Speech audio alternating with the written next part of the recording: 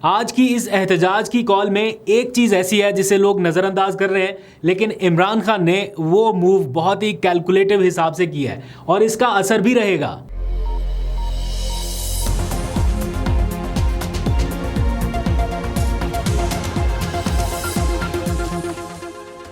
बिस्मिल्लाहिर्रहमानिर्रहीम, अस्सलाम वालेकुम। पाकिस्तान और दुनिया भर में देखने और सुनने वालों को अब्दुल कादिर का सलाम। आर होगा या पार, इमरान खान ने फाइनल कॉल का ऐलान कर दिया है और आज ही के दिन इमरान खान एक मुकदमे से भी बरी हो गए हैं। जिस मुकदमे में उनकी सज़ा का इम्कान है वो केस भी आगे बढ़ गया। जिस केस में बरियत का फैसला महफूज है वो भी आगे चला गया और जिस केस में फ़र्द जुर्म आयद होना थी वो भी मौखर हो गया। इन सारे डॉट्स को एक एक करके कनेक्ट करते हैं कि एक्चुअल सूरत हाल क्या है, ताकि थोड़ी क्लैरिटी रहे। इस वक्त ओवरऑल सोशल मीडिया के ऊपर तो सुबह से यही चल रहा है कि फाइनल कॉल, लेकिन हकीकत में ये फाइनल चांस है, आखिरी चांस है, दोनों साइड्स के लिए आखिरी चांस। अगर इसका रिजल्ट भी 4 अक्टूबर जैसा हुआ तो इस बार नताइज मुख्तलिफ भी हो सकते हैं। लेकिन इस सारी सूरत हाल में जो अच्छा है, जो पॉजिटिव है, वो ये कि इमरान खान ने मुज़ाकरात के बंद दरवाजे फिर से खोल दिए हैं।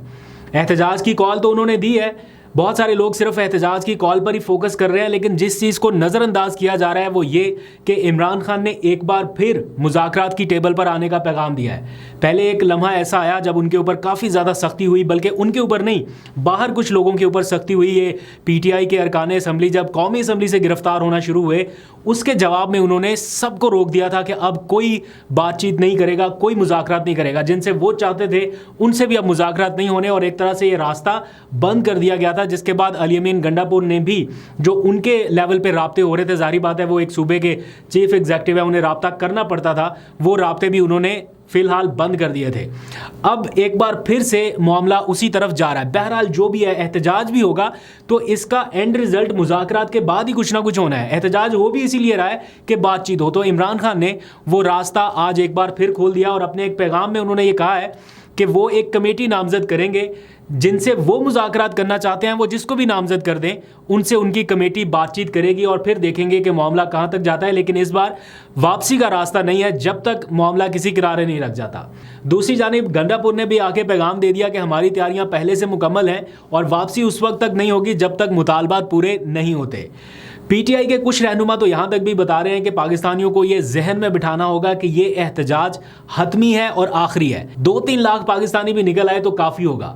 2-3 लाख का नंबर वैसे बहुत ज़्यादा है। अगर लाख बंदा भी निकल आए, लेट्स सपोज, तो ये हुकूमत के लिए संभालना बहुत मुश्किल होगा। दूसरी जानिब जो हुकूमत के लोग हैं वो कहते हैं कि जनाब अगर PTI तैयारी कर रही है या पूरी तैयारी के साथ आ रही है तो फिर हुकूमत भी तैयारियों के साथ बैठी है।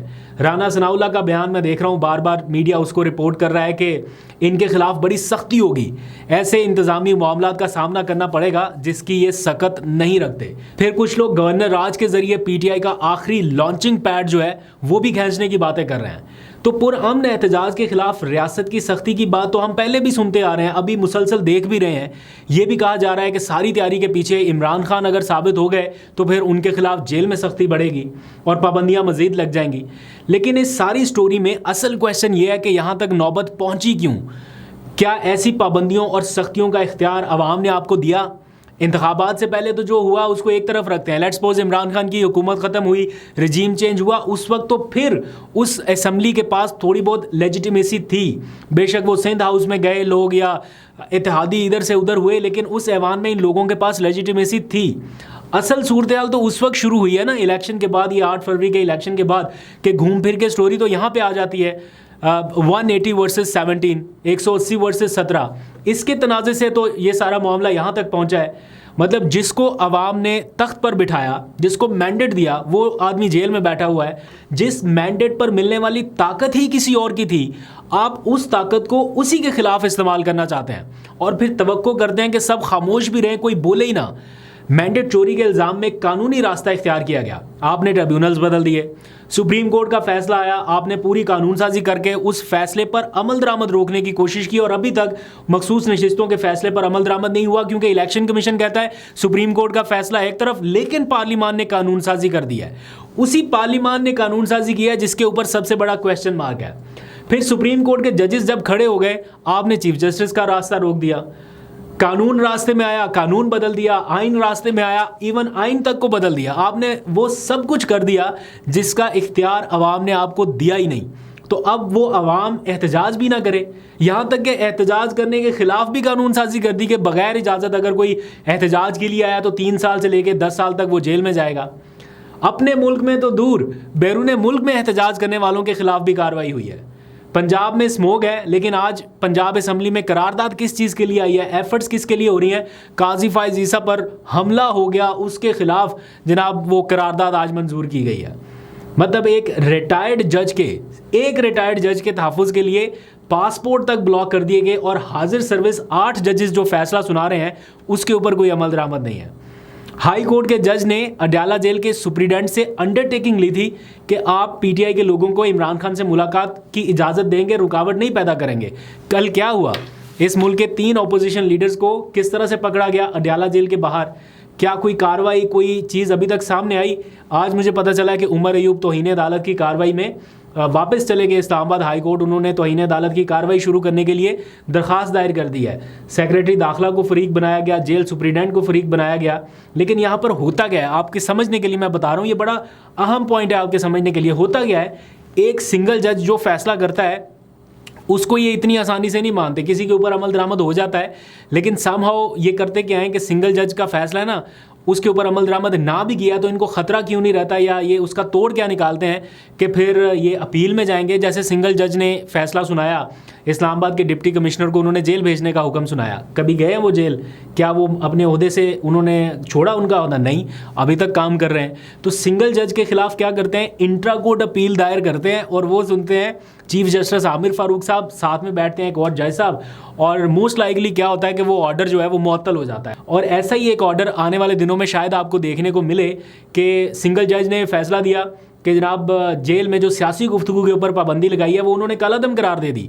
तो उसके खिलाफ कमिश्नर साहब पहुंच गए इंट्रा कोर्ट अपील में और उसकी समाअत भी हुई और अगले हफ्ते के लिए नोटिस हो गया। और ऐन मुमकिन है कि अगले हफ्ते आमिर फारूक साहब कहें कि जनाब ये हम फ़िलहाल सिंगल जज साहब का जो फैसला था उसे मुअत्तल कर देते हैं, ताकि बाद में ना उस केस की बारी आए, ना उसके ऊपर अमल दरामद हो और वो जनाब उसी तरह पाबंदी लगती रहे।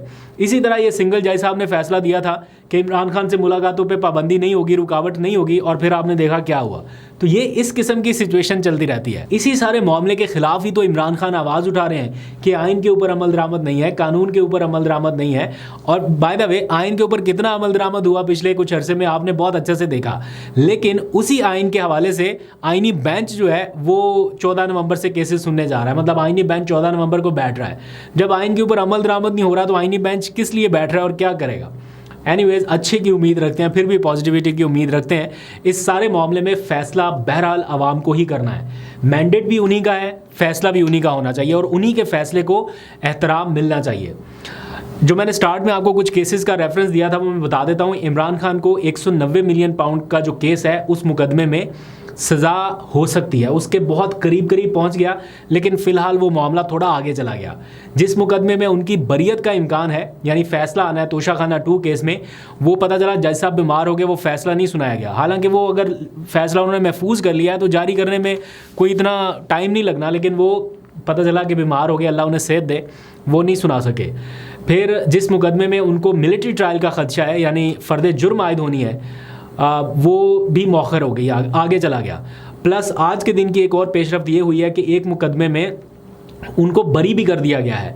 20 अगस्त 2022 को इमरान खान के ख़िलाफ़ एक मुकदमा दर्ज किया गया था एम्पलीफायर एक्ट के तहत, और ये बताया गया कि इमरान खान की इमाम पर ये सारी कार्रवाइयाँ हुई, तो उनके ऊपर भी मुकदमा था। इस्लामाबाद की जो उनकी लीडरशिप है उसके ऊपर भी था।